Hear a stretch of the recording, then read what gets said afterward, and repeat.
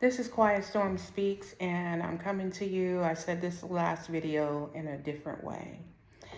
Today is December 6, 2022, and in my previous videos, I've said that it's been a journey and that at some point I would come on video and talk about my journey. Today's date is significant because of what happened. It was a trauma that happened 33 years ago today. I'm at a point in my life where I can no longer hold on to it. It's coming out in my book, but I also am just really led to put it on video and start this channel. Again, this channel is, I'm Quiet Storm Speaks, but my channel is Keep Healing Sis. And it is about the healing journey, not just for myself, but for other women. We all have our healing journey. We all have our stories. So I'll have a collection of women coming on soon with their stories and talking about what did they do to heal and, just kind of take it from there. And so I've got my partner here kind of holding my hand along the way and helping me. This is not an easy thing to do. But again, I think that is so important to tell our stories, not to go forward and keep them hidden and buried. It causes so many different things. Iyanla says it best, and I've said it in my previous videos. Things that are buried alive, they don't die.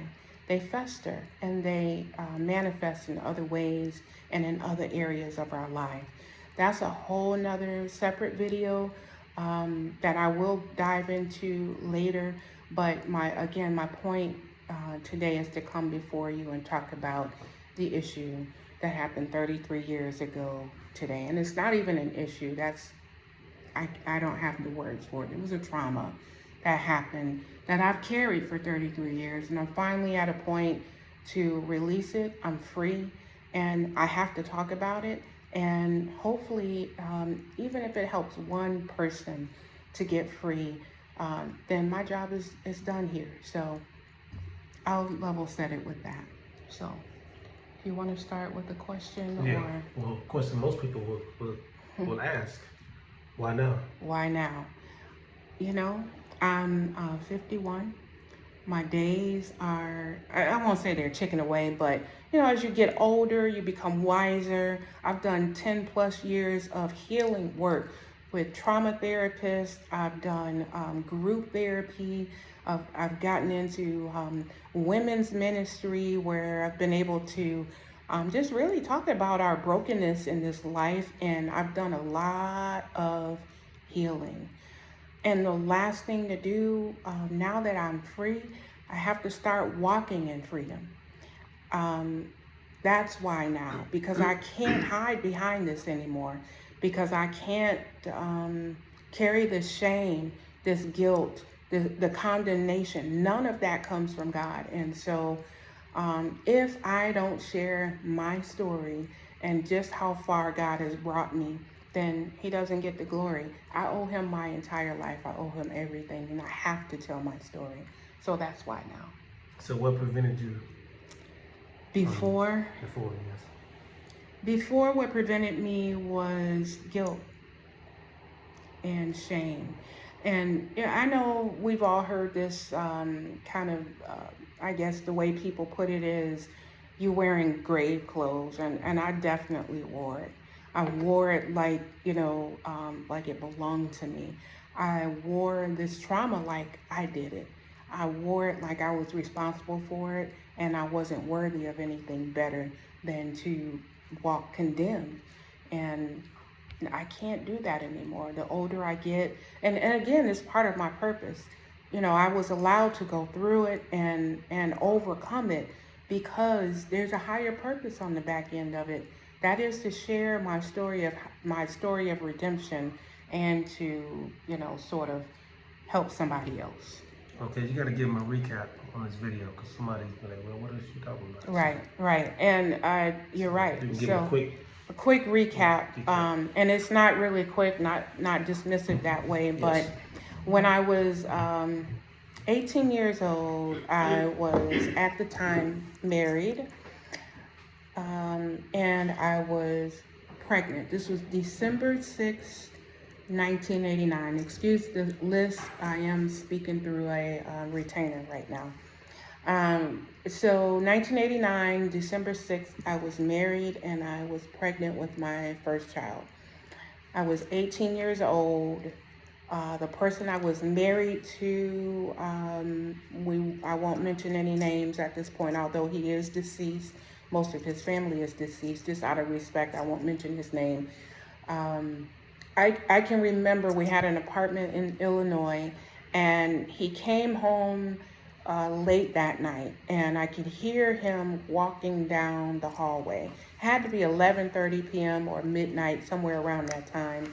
And I don't know what it was, but the way he walked down the hallway that night, it was different. He came into the home, and in an instant, my life changed. I asked him what was wrong, and he revealed to me that I just killed someone. I'm like, what? I'm shocked. Like, what? I can't, a human mind can't process this. I wasn't raised this way. What do you mean you killed? What does that mean? And he's prancing around the, apartment, going back and forth. I gotta find some place to hide. Again, I'm 18. I'm pregnant. I'm due on December 8th. So like 2 days away, right? So I'm real pregnant. And again, I'm married to him. I'm 18, and I'm trying to figure out what he's talking about. So as I got him to calm down, he talked about the fact that he went to one of his friends' home, and I guess the friend wasn't there at the time, but his girlfriend answered the door, and she was familiar with him because he would frequent that place a lot. Well, this friend was a known drug dealer in the area, who he himself, my husband at the time, would get drugs from, heroin to be exact. And she invited him in. So he went in, and she said, oh, he just went to the bowling alley to pick up his mom. He should be back soon. Just sit down and relax yourself. So he sat there talking to her. And from his account to me, he said he looked around and he saw a safe. I guess they were sitting in the living room, and he saw the safe like in the near distance. He did an assessment of the home. The girlfriend was there, and she was there with her 2 children who were like 1 and 2, like really young babies. And then he did a calculation in his head about how long his friend would be back home from the distance going to the bowling alley to pick up his mom. And he felt like he had an opportunity to get the safe, but the only thing standing between him and getting the safe was the girlfriend. I don't know all the details. All I do know is that he immediately jumped on her. From the news report, I read that he beat her severely. And from his report to me is that he choked her. And he choked her until she went lifeless. Her 2 children were awake. Again, being 1 and 2, they didn't know what was going on. And they sat there crying, knowing that mommy's in trouble, but not really knowing what is happening. And as she passed out, he grabbed the safe. And as he grabbed the safe, he was on his way heading out the back door when he heard the front door open. That was his friend and his friend's mom coming in. At that point, he had to make a split decision. He dropped the safe, and then he fled out of the back door. And he says the only thing they probably saw was the jacket that he was wearing. So, again, I'm in shock. I'm in trauma. And even recounting the story right now, it doesn't sound emotional because, again, this has been 33 years and I've lived with that story embedded in me for so long. I didn't have anyone that I could turn to because I too was afraid of him. I was afraid that he would kill me. I was afraid of, now I'm married to this person who just killed someone who was a young mom. And then I have this baby that's due any day now. What do I do? I have a job, I have responsibilities, I have a family outside of this, and I didn't know what to do. I was a baby, and so I did what a lot of people do with trauma, is I stuffed it down. And I tried to forget about it, and I carried it. That kind of trauma you cannot carry. Again, things buried alive don't die, they fester, and they manifest in other ways and in other areas of your life. So here I am, 33 years later, really just, I can't live with it anymore. Again, I've done a lot of healing work, and I've gotten free in so many areas, and I believe this is the last bit of shame that I've carried that doesn't belong to me, and I'm free from it. I'm sharing this video to release it. I'm no longer ashamed. So those who I have told this story to in confidence over the years, and there's been very few, maybe less than, what I can count on one hand. Whether they go forward or not, it doesn't matter. I'm no longer afraid. It no longer matters to me because I know who I am. Again, I'm free, and this is my story, and I'm no longer ashamed to share it. Okay. So where do we go from here? Right, that's my next question, yes. Where we go from here, I'm really not sure. To this day, the family doesn't know. And I think for me, this is the hardest part of the journey, because the family of the young lady who was murdered, they don't know who did it. The person who was arrested is not the person who killed her. So to level set, her boyfriend at some point was arrested. And he, from what I understand, what I've heard, is that he spent about 10 years in jail. At some point now, I didn't completely forget about this story. Maybe about 8 years into it, I did tell my second husband what happened, and then he contacted the chief of police to tell them that I knew who murdered this young woman. We made an appointment to meet together to tell my story to him so that they can continue on with their investigation. And that chief of police never showed up to the meeting. At that point, I'd had so much other trauma in addition to that happen. I was just ready to, I gave up. I mean, that's really the bottom line. I gave up, and I've lived like to be honest with you, I've lived like a coward. I've been afraid, more afraid of condemnation, more afraid of rejection. The guilt that I harbored was just insurmountable. And now I've got a baby to take care of. Being 18, I had no idea what to do. So the family still needs to know. They deserve to know. What's really significant about this story is that this young lady was murdered at 22 years of age. My daughter, the one I had with this man who murdered her, lived for 22 years, and she passed away from a childhood cancer after a 5.5-year journey with it. What grief and grieving her did for me was it made me realize that I had so many things that I hadn't healed from.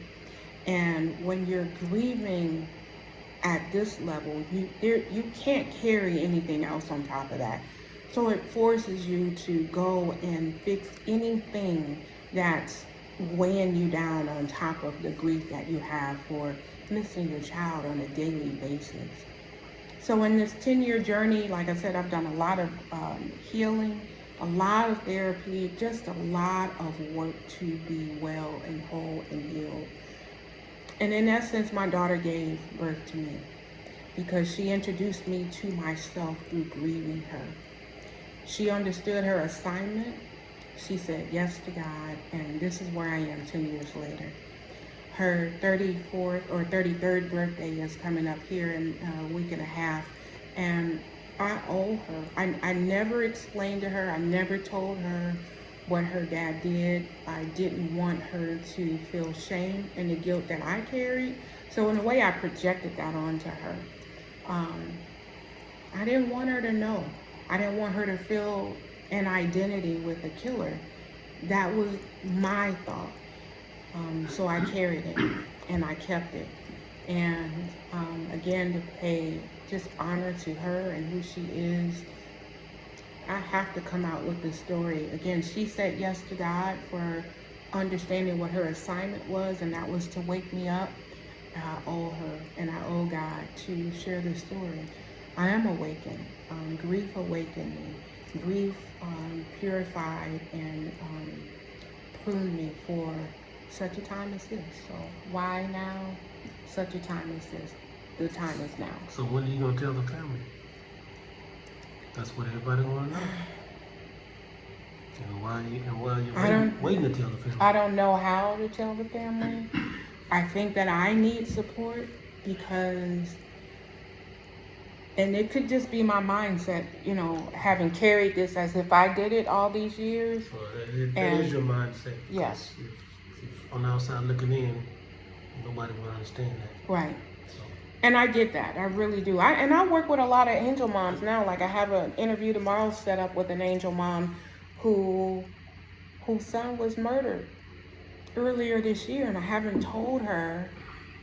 I not only lost a child and then a second one recently, but I also was married to someone who murdered basically a kid. She was 22, so I don't know how she's gonna take that. And you know what, being rejected is a fear still of mine. It's something I'm walking through and working through, but you know, I reject being feared, or I fear being rejected and blamed and accused when I'm a victim too. And it's hard for me to say that, but I am. That whole trauma, we're talking 33 years later, I lost most of my life. I lived life, but I promise you I lost most of it until I started doing my healing work after grieving my daughter. So I don't know how to tell the family. I don't know what's right. I do know that they need to know, especially the young lady's mom. She's an angel mom like me.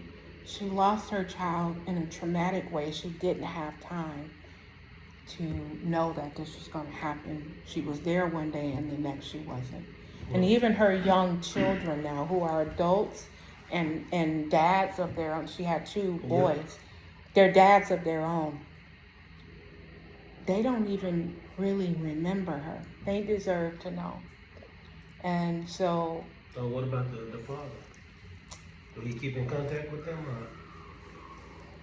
Because they need to be in touch with him. They are. They are?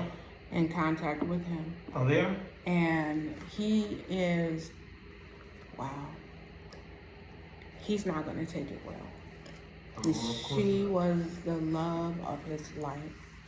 I see him post still to this day. You think you have any idea who did it? No. None? Zero? Because my ex-husband at the time, and my husband at the time, was not a person from our town. And she was from our town. And so after this happened, were they still cool like they were? Did he start going over there like he used to? So her boyfriend at the time is not who the father of her children are. Oh, okay. You see? So the father of her children, he's not going to take it well. I fear even letting him know. I would have to let his sisters and his mom know and let them tell him, because... So the boyfriend that was accused, that wasn't his kid? No, they were in love, they were together, they were going to get married. So I should clarify that. Yeah. He loved her, and I know that he's still missing her to this day, but he was not the father of those 2 children. Oh, okay. Yeah. Gotcha. Yeah. So thank you for asking me that. Yeah, Because 'cause- those are the parts of the story that I seem to So miss. they ain't gonna remember him then. No. They were too young. Right. Okay. But they've always known their dad, and their dad's side of the family, they've always been. Matter of fact, their dad's sister, she stepped in as mom really to them. And so they tell her Happy Mother's Day every Mom's Day, because they know her versus their mom. But my point is, they all deserve to know. Yeah, they do. They all deserve to know. Over these years, before my daughter got sick with cancer and before I started that journey with her, I had buried this trauma so far down that I didn't even remember. I completely forgot. Wow. And what made me remember was, again, after my daughter passed and I started doing my healing work, and I knew that I was grieving extra hard. And so, again, I had to uncover all these things that were buried alive. And that came up in my trauma therapy, and it took me a long time to deal with it. But then, too, I mentioned I am an angel mom of 2. I recently lost my stepson, and he passed away in Chicago. So I drove to Chicago for his memorial service. And driving back home, where I'm from, where all this happened, by the home that it happened at, the home I lived in, and everything that I buried from that town came back during that. So it was more than just a memorial service that I was attending there. I had to face myself. I had to face my former life there and remember it and acknowledge it. And now I can heal from it. So that's another reason as to why now. So, again, my next steps, I honestly don't know. I'm trying to figure that out, because there could be some legal ramifications only in the area of, now I'm saying that this detective made an appointment with me knowing what the appointment was for, and he didn't show up. Now that implicates him as not following up on a lead, a really solid lead for a murder. And who are they going to believe?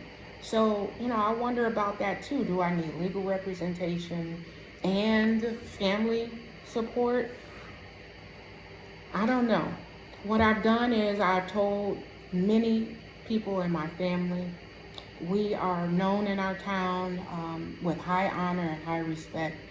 I felt bad, and I carried shame for damaging our family name and reputation. It's not mine to carry. I fell into this situation and it happened. And again, I am a victim also. And I really, honestly, I don't really care about the rejection. I'm afraid of it, but I don't care about it more than I care about the fact that the family should know.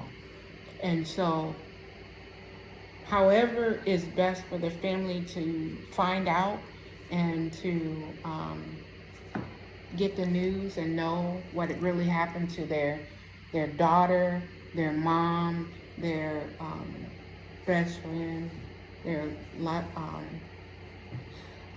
love of their life. That's what I'm willing to do.